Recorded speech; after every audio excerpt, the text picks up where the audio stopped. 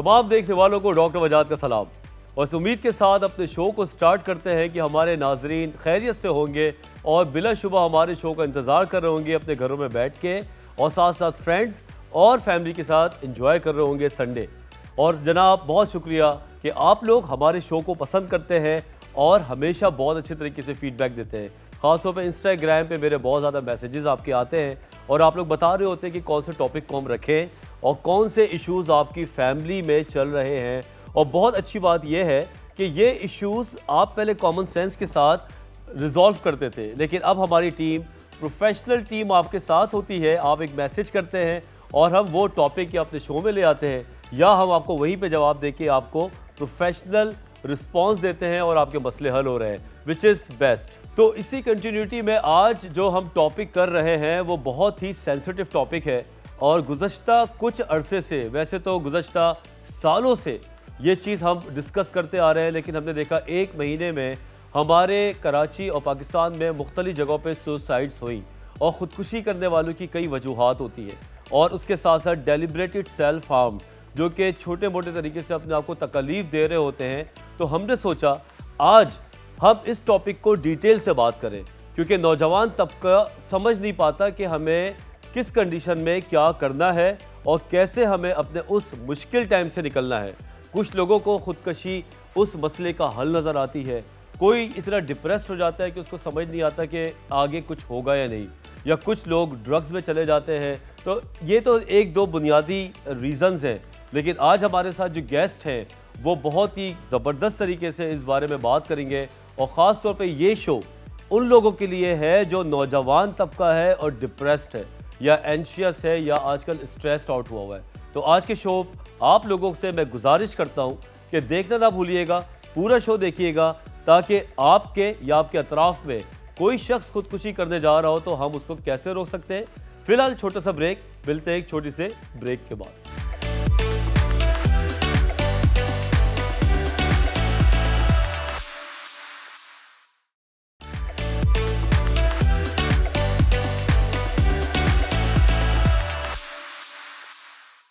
Welcome back after the break. तो जनाब बात करने जा रहे हैं अब आज मेंटल इलनेस में अपने फेवरेट सेगमेंट में जिसका नाम है मेंटल हेल्थ।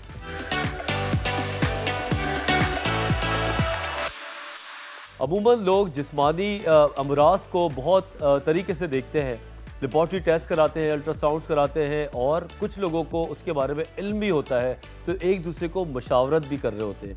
लेकिन जब बात आती है मेंटल इलनेस की, दिमागी मसाइल या बीमारियों की, तो अमूमन हमारे पाकिस्तान में, बल्कि मैं ये बोलूँगा दुनिया भर में भी लोगों को इतना पता नहीं होता और मशवरे अच्छे नहीं दे पाते और इसकी वजह से नुकसानात होते हैं। तो आज हम बात करेंगे एक और बहुत ही सेंसिटिव टॉपिक पे जिसको कहते हैं सुसाइड और deliberated self harm. Doctor Iqbal Afridi किसी तारुफ के मोहताज नहीं है, आज उन्होंने हमारे लिए टाइम निकाला है, तो पहले हम उनसे सलाम करते हैं, बाकी हम उनसे पूछेंगे आजकल क्या कर रहे हैं। अस्सलाम वालेकुम डॉक्टर साहब। वालेकुम अस्सलाम। सर सबसे पहले तो बहुत शुक्रिया कि आप हमारे शो पे आए और ये टॉपिक को आपसे अच्छा कोई जस्टिफाई कर नहीं सकता था। बड़ी खुशी हुई आकर और मुझे बड़ी खुशी हुई कि आप लोग जो है एक सब पब्लिक अवेयरनेस में बड़ा अपना रोल अदा कर रहे हैं। जी सर, और माशाल्लाह से बड़ा अच्छा इसका रिस्पांस है, लोगों को काफ़ी इससे अफाका भी हो रहा है और हम उम्मीद ये करेंगे कि आने वाले टाइम पे भी हम इसी तरीके से चीज़ों को लेके चलते रहें। साथ साथ हमारे साथ हैं हुमैरा अफ़ान, बहुत अच्छी साइकोथेरेपिस्ट है, पहले भी हमारे शो पे आ चुकी है। आइए हम इससे पहले मिलते हैं।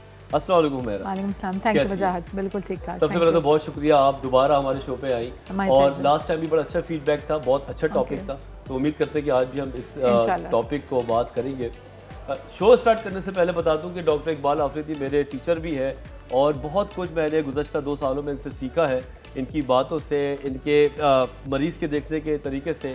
चलते फिरते हमने एक समझ लें कि यूनिवर्सिटी को फॉलो किया है, तो उससे सीखा बहुत और अब खुद भी उसको अप्लाई कर रहे हैं। तो खैर ये मेरा अपना एक छोटा सा दिल था बात करने का। डॉक्टर साहब, अभी तक लोग ये कंफ्यूज होते हैं कि ख़ुदकुशी कर लेना, सुसाइड, या तो फिर वो लोग जो डेलिब्रेटली सेल्फ हार्म कर रहे होते हैं, छोटी छोटे तकालीफ पहुँचा रहे होते हैं, इन दोनों में तफरीक लोगों को समझ नहीं आती। आप इस बारे में क्या बताएंगे सर? सबसे पहले तो ये है कि आम तासुर ये है कि हमारे मुल्क में जो है सुसाइड का वो रुझान नहीं है, देखा ये गया है कि रुझान तो बहुत है। अगर 100 लोग सुसाइड के मुतालिक सोचते हैं, और बहुत सोचते हैं, मैंने इस पर रिसर्च भी की है, उसमें से 20% लोग जो है अटेम्प्ट करते हैं, कुछ ना कुछ कोशिश करते हैं, जिसको हम डिलिबरेटेड सेल्फ हार्म कहते हैं। और उनमें से 1% लोग जो है वो सुसाइड करने में कामयाब होते। कामयाब तो नहीं कहूँगा, बस ये कहूँगा कि वो कर लेते हैं सुसाइड। और चूंकि इसको दबा समझा जाता है, तो पूरी दुनिया में वर्ल्ड वाइड अंडर रिपोर्टेड है। लोग खुद भी नहीं बताते, फिर घर वाले भी नहीं बताते।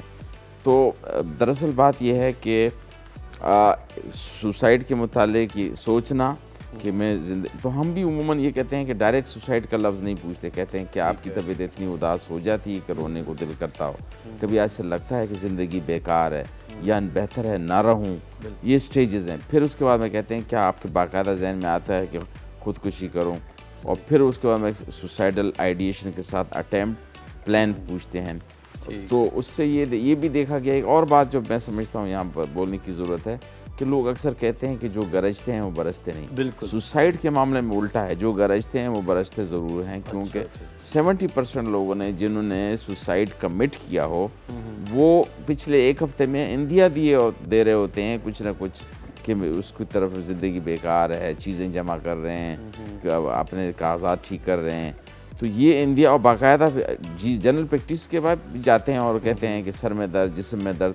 अच्छा, जनरल प्रैक्टिशनर के पास जाते ही हमारे उनको ट्रेनिंग कमज़ोर है, अब तो खैर बेहतर हो गई कि वो जिस्मानी बीमारियां तो पूछते हैं, नज़ला है, खांसी है, बुखार है, लेकिन इंजन की दिमाग की बात नहीं पूछते कि इमोशनल कैसा महसूस कर रहे हैं। तो मैं समझता हूँ कि हर मरीज़ से अगर ये पूछा जाए कि आप पिछले 2 हफ्ते से कि आपकी तबीयत में उदासी, मायूसी, नाउमीदी है या आपकी लज्जत में कमी आई है, तो बहुत डिटेक्ट हो जाएगा। क्या बात है, बेहतरीन तरीके से स्टार्ट किया है डॉक्टर साहब ने, और मोटी मोटी बातें तो बता दी हैं।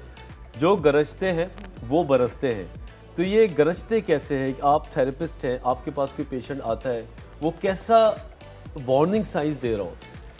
वार्निंग साइंस तो काफ़ी सारे आ जाते हैं सामने, एंड डॉक्टर साहब ने बाकी तो सब बता दी, बट एक और बात मैं आपको वजाहत बताऊं कि NSSI non suicidal self injury has made it to the DSM।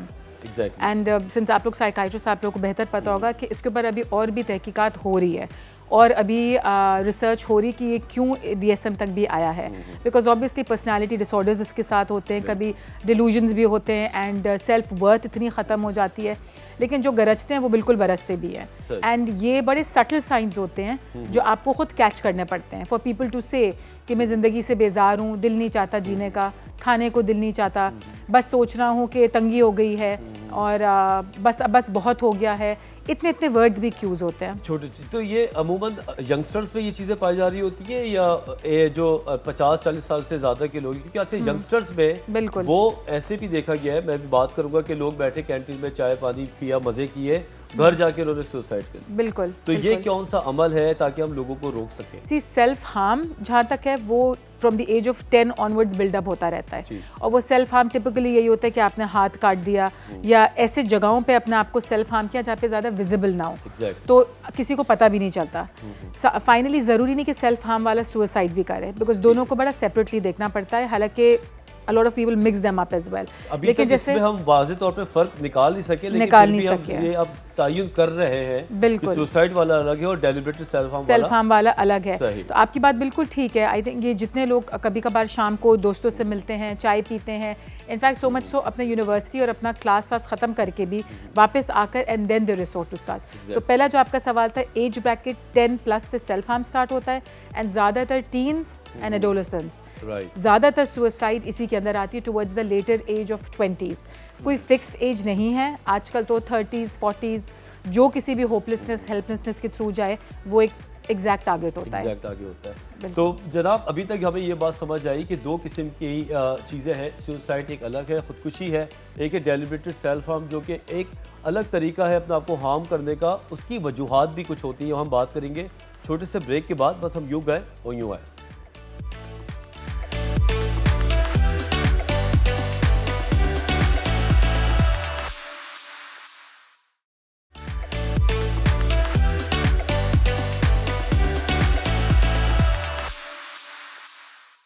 अभी गुज़श्ता हफ्ते लकी मॉल पे एक लड़के ने छलांग लगा दी और वो अपनी जान से हाथ धो बैठा। इसी तरह एक प्राइवेट चैनल पे महज 65,000 रुपये के कर्जे की वजह से उस शख्स ने अपनी जनाब जान जो है वो अल्लाह के हवाले कर दी। इतने स्ट्रेसर्स तो दुनिया में हम सबको मिलते ही हैं, शायद आपके घर में भी हो, लेकिन वो लोग कौन हैं जो कि वो प्रेशर को बर्दाश्त नहीं कर सकते और अपने आप को जनाब अपनी जान से हाथ धो बैठते हैं। डॉक्टर साहब से पूछिए कि डॉक्टर साहब आप मैं दुनिया प्रेशर को तो हैंडल कर रही है, ये नौजवान तबके में ये कौन से लोग हैं? अच्छा, दरअसल बात यह है कि अगर हम ज़हनी सेहत का फ़रोग़ करें, ज़हनी सेहत क्या है, उसके 4 हिस्से हैं कि अपनी सलाहियतों का अंदाज़ा हो, रोज़मर्रा के मसाइल से नंबर आज़मा होने की सलाहियत रखता हो, और नंबर 3 मुफीद और समरमंद काम करे, और नंबर 4 अपनी सलाहियतों को बरूए कार लाते हुए माशरे में एक फ़ाल किरदार अदा करे। अब इसमें दूसरा जो कंपोनेंट है कि रोज़मर्रा के मसाइल सबके साथ हैं, दुनिया है, जन्नत तो है नहीं। अभी आज प्रोग्राम में भी आ रहा है, ट्रैफिक नहीं है तो फ़लाँ नहीं है तो ये नहीं है। तो बात यह है कि उस हिसाब से हमें अपने नौजवानों को माँ बाप की तरफ से और असातिज़ा की तरफ से स्कूलों में सिखाना पड़ेगा कि फेलुअर के दौरान कैसे नाहमवार में हालात में साबित कदमी से कैसे चलना होता है। तो जब हम ये सिखाएंगे तो फिर उससे ये होगा कि एकदम उसको नाकामी का सोच आया, अच्छा सोच आती है, सोच फिर इमोशन अटैच हो जाते हैं और एक्ट शुरू हो जाता है। ठीक, तो अब जो है उस सोच को ठीक करने के लिए अगर उसको हमने सिखाया हो कि लचक हो, रेजिलियंस हो उसमें कि भाई ठीक है, महमूद गज़नवी पहले हमले पे कामयाब होता, कामयाब इतना मशहूर ही नहीं होता। सही बात। One failure does not mean always failure. आप देखें दुनिया के टॉप क्लास के साइंटिस्ट जो है फेल हो गए, मैट्रिक में फेल हो गए, फिर भी दुनिया में कहाँ पहुँचे। तो ये हमें फेलियर की बर्दाश्त क्यों नहीं है लोगों को? उसकी वजह है कि हम सिखाते नहीं हैं और हमारे यहाँ कंपटीशन ये है और ये हाँ, और ये है एक और भी बात मैं कहना चाहता हूँ यहाँ पे कि एक हर अल्लाह ताला ने हर शख्स को अपनी कुछ ना कुछ सलाहियत दी है। कोई मैथ्स में अच्छा होता है, किसी को ताकत गुफ्तार दी होती है, कुछ हुस्न अखलाक दिया होता है। तो एक बच्चा अगर फेल होता है मैथ्स में तो हम मैथ्स के पीछे पढ़ते हैं, उसके लिए ट्यूशन रखवाते हैं, उसकी नेचुरल टैलेंट दब जाती है। बेशक उसको अगर मैं वकार यूनिस को क्या बैट्समैन बनाना था तो बड़ी मुश्किल होती, वो बॉलर था। तो लिहाजा बच्चे की सलाहियत जो है उसको उजागर करना चाहिए, जो कमी है उस पर नज़र ज़रूर रखें, उसको बेहतर करें और उनको ये सिखाना पड़ेगा बच्चों को, हम सबको, कि यहाँ पे दुनिया में उतार चढ़ाव होगा और हम में रेजिलियंस पैदा हो, लचक पैदा हो और नाहमवार हालात में साबित कदमी से चलेंगे तो ठीक होगा। अच्छा, यहाँ पे एक पॉइंट जो मैं सोच रहा था ख़ास तौर पर बताऊँ कि हम सबसे ज़्यादा घर पे ख़र्चा करते हैं ड्राइंग रूम पे, जिसका इस्तेमाल साल में 10 बार भी नहीं होता। सबसे कम खर्चा क्या होता है कि घर में बाथरूम में हमारे कीड़े मार, चूहे मार दवाइयाँ और डिटॉल पड़ी होती हैं। उससे एक तो बच्चे जो है वो एक्सीडेंटली पीते हैं, दूसरा एक बच्चे को ख्याल आया तो देर ही नहीं करता, उसको फ़ौरन मिल जाता। तो अगर उसको 300 रुपये खर्च करके बाकी घर पे करोड़ों खर्च किए हैं तो एक तो वज़ू खाना नहीं होता उसके लिए भी, और इस पर भी कि एक ताला लगा हो प्रिंजे हो कि कम से कम अगर वो सोच आए तो थोड़ी वक्फा तो आए, सेकंड थॉट आए। क्योंकि कहते हैं कि अगर आपका थॉट सुसाइडल आ रहा हो और चीज़ सामने मिल जाए तो वो करने वाली जो सलाहियत है वो बहुत बढ़ जाती है। तो उस लिहाजा हमें चाहिए कि इस मामले को हम वो करें कि बहुत सारे नौजवान हम बचा सकते हैं। 300-400 रुपये अगर बाथरूम में खर्च की जाएँ, एक वो हो जहाँ ताला लगा हो, सिक्योर अंदाज में रखा हो या कम अज़ कम ऊपर रखे हुए हों। बिल्कुल हम यही कहते हैं, हमारे पेशेंट्स हमारे पास आते हैं तो उनकी फैमिली को बताते हैं कि या तो चीज़ों के लिक्विड को बहुत कम रखें बॉटल्स के अंदर, या तो उनको लॉक करके रखें, क्योंकि जो एक बार अटैम्प्ट कर सकता है वो पर्सनैलिटी इशू भी हो सकता है, वो बार बार करे। पेरेंट्स की और बच्चों की दोस्ती, ये अभी तक हम कंफ्यूज है कि कराएं या ना कराएं। क्या कहती हैं आप एज अ थेरेपिस्ट कि इन लोगों की आपस में क्या बाहिमी दोस्ती होनी चाहिए? वजह हर चीज़ का मिड ग्राउंड होना बहुत ज़रूरी है। ना बहुत ज़्यादा दोस्ती रखो, ना बहुत ज़्यादा स्ट्रिक्टनेस रख लो कि डिसिप्लिन के मामले में बच्चे करीब ही ना आए, सामने ही नहीं आए। असल में आजकल भी आई थिंक कि दोनों पोलैरिटीज़ बहुत ज़्यादा चल रही हैं, तो बिल्कुल ही फ्रेंड्स बन गए हैं या बिल्कुल ही स्ट्रिक्ट हैं। वो मिडिल ग्राउंड पर आते आते हमें थोड़ा वक्त लगेगा। एंड ऐसा नहीं कि लोग नहीं आ रहे, काफ़ी लोग आ भी रहे हैं। उनको भी तो काउंसलिंग की ज़रूरत होती होगी ना, 2-4 क्लासेस ले ले तो शायद उनको बिल्कुल थोड़ा सा आई थिंक अगर एक माइंडसेट की बात है कि अगर लोग काउंसलिंग को या थेरेपी को भी ज़रा एज अ टैबू ना समझे, एज अपना दुश्मन ना समझे, एज अ लेबल ना समझे कि सिर्फ गॉड फॉरबिड पागल लोग ही थेरेपी करवाते हैं, सिर्फ जिनको बहुत ही कोई मेंटली डिसेबल्ड है या डिस्टर्ब्ड है वो कराते हैं। But any normal regular human being can also pick up 2-3 counselling sessions या even mental health awareness sessions. एक और चीज़ बहुत है कि आजकल यूट्यूब के ऊपर, not just YouTube, I would say social media depression, is kicking in. पहले जो डिप्रेशन होती थी आपको मे बी इधर उधर अपने ही सोशल एनवायरनमेंट में देख के, अब वो सोशल मीडिया से हो रही है, जो कि ऑलमोस्ट फेक है, चीजें Exactly. दिखाई हो जाती है जो Yes. होती नहीं है। और यही जो आपने बात बोली कि ऑलमोस्ट फेक है, यही चीज़ वो है जो आप टीनेजर्स को, एडोलेसेंट्स को, बच्चों को, अडल्ट्स को सिखाते हैं। Having that awareness for adults is also very important. खाली बच्चे को आप नहीं एक्सपेक्ट कर सकते कि उसमें अवेयरनेस हो, वो आएगी कहाँ से जब तक बड़ों में नहीं होगी और बड़े नहीं सिखाएंगे। क्या बात है, बिल्कुल। सोशल मीडिया को इस हद तक देखें जितना उसकी जनाब उसको लिफ्ट करानी चाहिए। हमारे नौजवान तबका सुबह उठ के रात तक मोबाइल को स्क्रॉल करता है और उसमें सारे फिल्टर्स लाइव देख रहा होता है। कोई फेक खुश है, कोई एवं ही लगा रहा है और हमें कॉम्प्लेक्स हो रहा होता है। स्कूल कॉलेजेस हम छोड़ चुके हैं, जिम हम जाते नहीं हैं।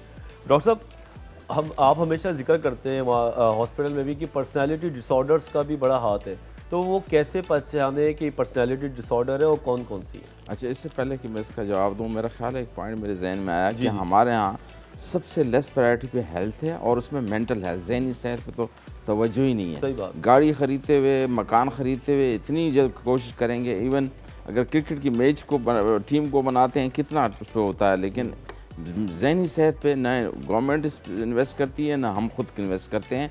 जैसे कि अभी उन्होंने बताया कि काउंसलिंग में मशवरा लेने में क्या हर्ज है कि आपको अच्छी राय मिल जाए कि मैं क्या फ़ैसला करूं। सही बात। इस तरह चलते फिरते शादियों के फैसले होते हैं, कैरियर के फैसले, कोई ये तुम कौन सा फील्ड ले लो, भाई बैठ के कहीं उसको समझाया जाए काउंसलिंग के तरीके से। ख़ास तौर पर जहनी सेहत के हवाले से मशवरा लेना, बच्चे की एनालिसिस भी कर सकते हैं हम कैरियर के हवाले से। जहाँ तक बात आपने पर्सनैलिटी डिसऑर्डर की, तो पर्सनैलिटी डिसऑर्डर जो है एक ऐसी कैफियत होती है जो सने बलोगत से शुरू होती है, एडल्टहुड से, और थ्रू आउट लाइफ रहती है। 45 ईयर्स के बाद उसमें कमी आती है, खसलतें होती हैं। एक स्टेट है, एक ट्रेट है। तो ट्रेड जो है वो पक्की है, यूँ समझो कि फ्रेम है। आप फ्रेम को चेंज नहीं कर सकते, रंग रोगन तो गाड़ी का चेंज कर देंगे, लेकिन फ्रेम जो है दैट इज शख्सियत, पर्सनैलिटी। तो शख्सियत वो ऐसी कैफियत, it's basically combination of physical, psychological and social characteristic which make a person unique. वो तमाम जिस्मानी, नफ्सियाती और समाजी खुसूसियात जो एक शख्स से दूसरे शख्स को मुनफरद मकाम दे, वो शख्सियत है। वो शख्स उसके लिए जो है इसमें ख़ास तौर पर मुख्तलिफ टाइप के हैं। और अच्छा, हम सब थोड़ी बहुत शख्सियत ट्रेट हम में हैं। सर, इस पर ब्रेक पे जाएंगे पर्सनैलिटी पे, क्योंकि ये बड़ी आजकल कॉमन हो गया है नौजवान तबके में, ख़ास तौर पे बॉर्डर लाइन। इस बारे में हम बात करेंगे छोटे से ब्रेक के बाद। डॉक्टर साहब को जहाँ पे हमने रोका है वहीं से स्टार्ट कर रहे हैं।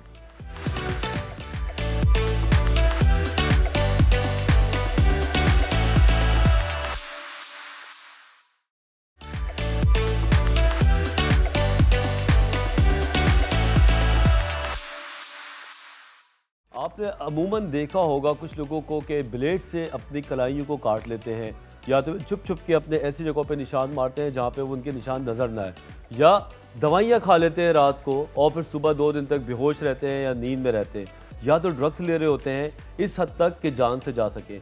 ये कौन लोग हैं, ये कौन सा बिहेवियर है, डॉक्टर साहब हमें बता रहे हैं?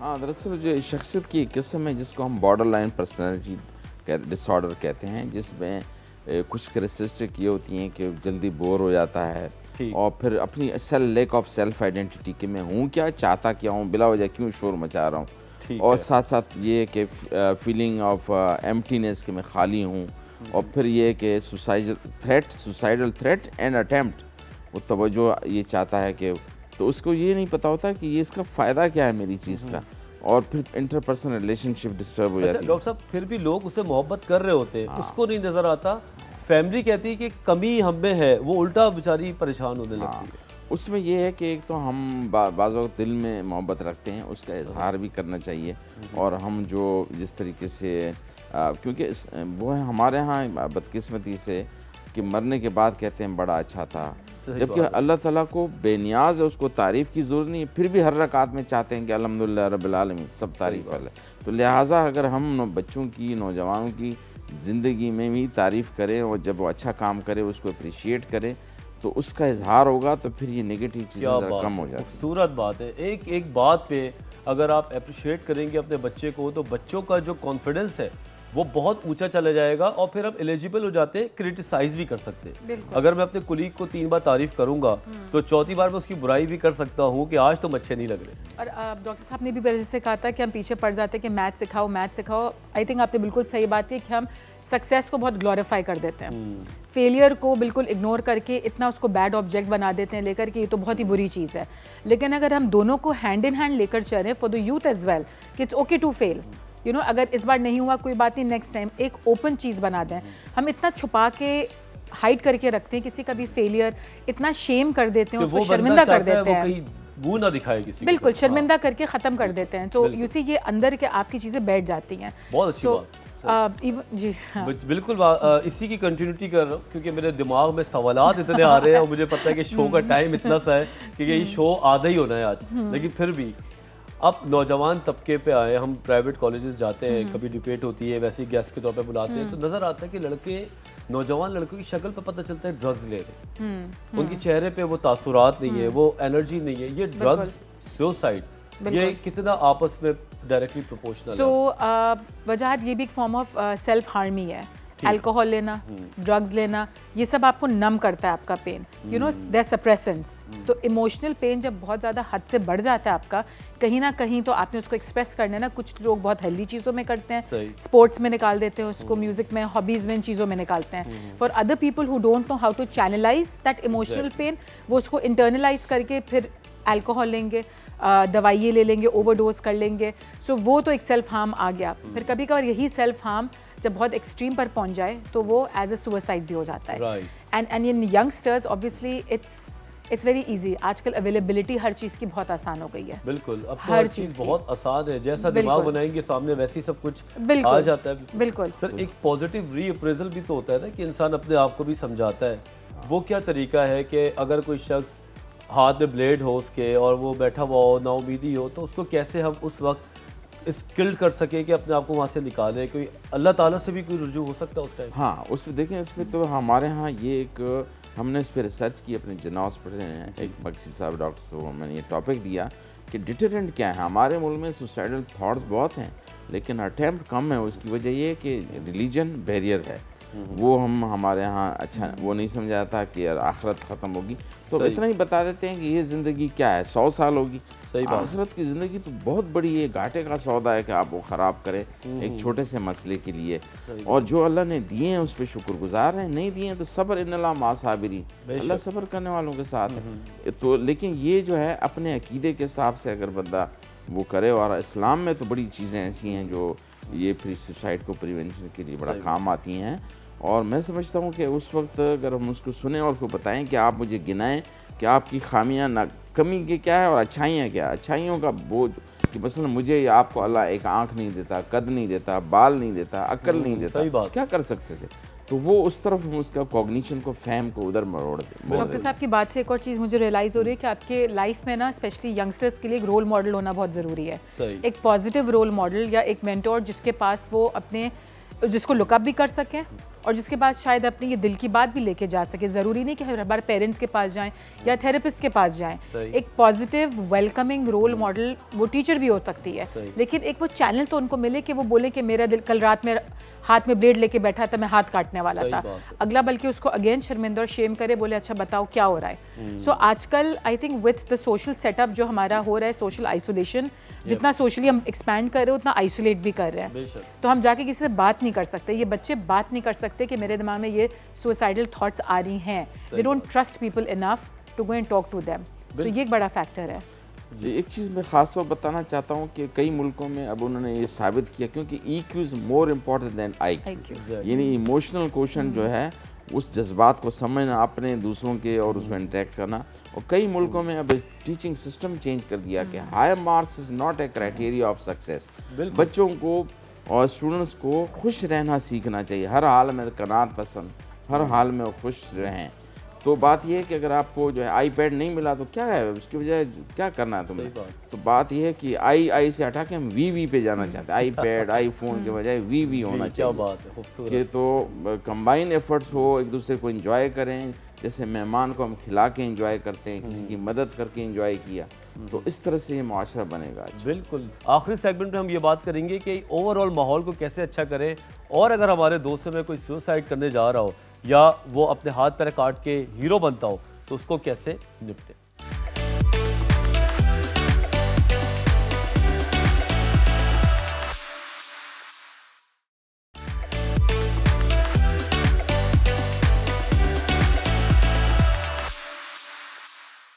अमूमन आपने देखा होगा या शायद ना देखा हो, मैंने तो देखा है कि फेसबुक पे लिखा हुआ होता है कि आज या कल मैं अपनी ज़िंदगी ख़त्म कर लूँगा, और उसके नीचे अजीबोगरीब किस्म के कमेंट्स आने लगते हैं कि नहीं करना, तुम हो ही इसी काबिल, तुम ये कर लो वो कर लो।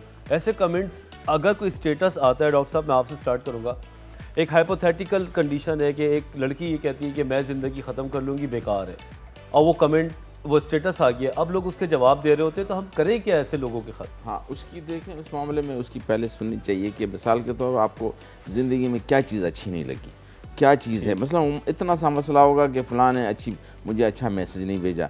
अच्छा, मैसेज पे भी मुझे याद आया कि आपको 15 अवार्ड में दे दूंगा, उसका इम्पैक्ट नहीं होगा। एक गलत मैसेज भेजा और सारा दिन ख़राब। तो उसको ये बताना चाहिए कि नहीं, ये जो चीज़ है, ये छोटी सी जो खामी है या जो आपकी डिज़ायर पूरी नहीं हुई, बाकी चीज़ें तो देखें ना। और फिर इस पर हमें तो इस्लाम में तो ये है ना कि अगर आपके साथ कोई भी चीज़ भी गुम हो गई तब भी आपको उसके वो मिलते हैं नेकी। तो लिहाजा इन हालात में साबित कदमी से चलना, सब्र तहम्मुल से काम लेना, कनात पसंदी से काम लेना, यही कामयाबी की निशानी है। और आखिरत के हिसाब से ऊपर से अगर हम तायराना नज़र दुनिया में डालें तो हमारी क्या छोटी सी हैसियत है, और फिर हम इतना कोशिश करते हैं कि इतना फन खान बनने की कोशिश करते हैं। तो ये जहन में होना चाहिए कि अगर किसी ने बेइज्जती की, किसी ने मार्क्स नहीं दिए, किसी ने आपकी तारीफ़ नहीं की, तो क्या हुआ, ज़िंदगी बाकी है। और अगर आपने सब्र किया तो आखिरत की इतनी बड़ी ज़िंदगी आपके काम कहीं ना कहीं तो फिर हमें मिल जाएगी। और उसको ये पूछना चाहिए, उसकी बात सुननी चाहिए कि ये कमरा मुझे या ये ज़िंदगी कहाँ ख़राबी है, क्या चीज़ अच्छी नहीं लगी, मैं इस कमरे का रंग ठीक करूँ, इसके फर्नीचर ठीक करूँ, ताकि आइडेंटिफाई होए होलिस्टिकली। चूँकि हम बच्चों को ये कहते हैं ये बच्चा अच्छा है या अच्छा नहीं, भाई उसको बताया जाए कि बाकी सब अच्छी चीज़ें हैं, लेकिन ये नाक में हाथ लगा रहे हो या ये कर रहे हो, सुबह देर से उठते हो, ये ठीक नहीं है। सही बात। ताकि वो आइडेंटिफाई करना ज़रूरी है। आइडेंटिफाई करना ज़रूरी है, क्योंकि इतना सटल होता है कि हम वही गलती को करते रहते हैं और वहाँ से वही नतीजा मिलता रहता है। शाज़िया अकबर कहती है कि अगर किसी शख्स को ख़ुदकुशी करने के ख़यालात आते रहे तो वो क्या करे। अब ऑप्शंस ये है कि या फैमिली से शेयर करे, या वो अपने दोस्तों को बताए, या कर ले। नहीं, डेफिनेटली शेयर करे। फैमिली भी तो गालियाँ बकना शुरू कर देती है। बिल्कुल। और बात एग्जैक्टली जो मैं आपको बात करी थी, हमें स्पेस बनानी चाहिए ऐसी चीज़ों के लिए। असल में वजाहत कोई भी बच्चा या कोई भी फैमिली वाला आपको उठकर आकर बोलेगा कि मेरा दिल चाह रहा है अपनी जान लेने का, सबसे पहले तो आप शॉक में ही पड़ जाओगे, आप खुद हक्का बक्का रह जाओगे कि हम इसको बोलें क्या, हम इसको हैंडल कैसे करें। सो लॉट ऑफ टाइम्स आप जिसके पास जा भी रहे होते हो उसके पास वो वेल इक्विप्ड होता ही नहीं है, उसकी अपनी कोपिंग स्ट्रैटेजी वैसे नहीं होती कि वो इतनी बड़ी बात को ले सके। सो जिसके पास आप जा रहे हैं उसको भी उतना ही वेल इक्विप्ड और कोप्ड अप होना चाहिए कि वो शॉक में ना रहे। बट लॉट ऑफ टाइम्स यही होता है कि पेरेंट्स भी, अडल्ट्स भी इस बात को नहीं कोई बात नहीं, ऐसे डिनाइल में चले जाते हैं। बिल्कुल। नौजवान लोग जब हमारे पास सेशंस में आते हैं वो कहते हैं कि इनको बता के फायदा नहीं है, वो और प्रोवोक कर देते हैं उनको कि लानत कनात कर देते हैं, सीधी बातें कर देते हैं, तुम पागल हो क्या। बिल्कुल। जब ये खड़े खड़े जब डायलॉग होते हैं, यानी कि बैठ के उसको समझा के, आंखों में आंखें मिला के अच्छी तरह से सुनी जाए उसकी बात। जापान में सबसे ज़्यादा सुसाइड रेट पहले था, उन्होंने काफ़ी, तो उन्होंने मुझे बुलाया कि हमने कैसे इसको एड्रेस किया। वो कोई कारखाना चाहे वो इलेक्ट्रॉनिक हो, सीमेंट का हो, खुलता ही नहीं है जहाँ मेंटल हेल्थ सर्विस शुरू ना हो। उन्होंने एक ही एजेंडा पे काम किया कि इम्प्रूव कम्युनिकेशन, बाहमी ताल्लुकात और रवैयों को ठीक करो। तो उस पर काफ़ी उन्हें सुसाइड रेट कम हो गया। बाहिमी ताल्लुकात बड़ा इंपॉर्टेंट है सर, लोग और रवैयों को। बिल्कुल।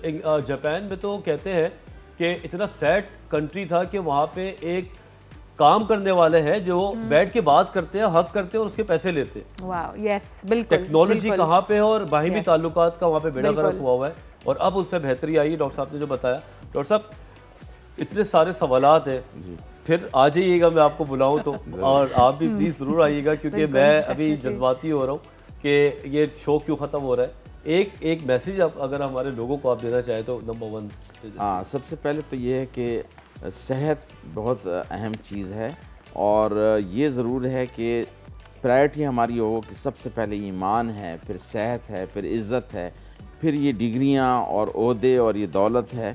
तो लिहाजा अपनी सेहत को, ख़ास तौर पर जहनी सेहत के लिए ज़रूरी है कि अच्छी तर्ज़ ज़िंदगी, वक्त पे सोना, उठना, वर्जिश, इबादत और काम करना, काम को एंजॉय करें। पढ़ाई should be blessing rather than burden.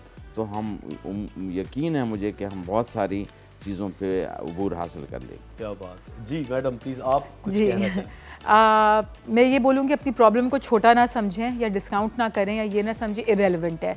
छोटी सी भी कोई प्रॉब्लम हो रही है, अगर ज़रा भी दिल घबरा रहा है या अपनी गॉड फॉरबिड जान लेने का दिल या अपने आप को सेल्फ हार्म करने का दिल चाह रहा है, ये ना समझे कि ये बहुत टेम्प्रेरी चीज़ है और ये अभी ख़त्म हो जाएगी। शेयर ज़रूर करें, आई होप कभी ना बढ़े ये, लेकिन बात ज़रूर करें किसी भी ट्रस्टेड पर्सन से, in your family, in your friends, उससे जो कुछ कर सके इस चीज़ का, उससे नहीं जो मजाक उड़ाए आपका। तो जनाब ये था आज का शो और मैं उम्मीद करता हूँ कि आज के शो पे आप लोगों ने बहुत कुछ सीखा होगा, ख़ास तौर पे यंगस्टर्स ने।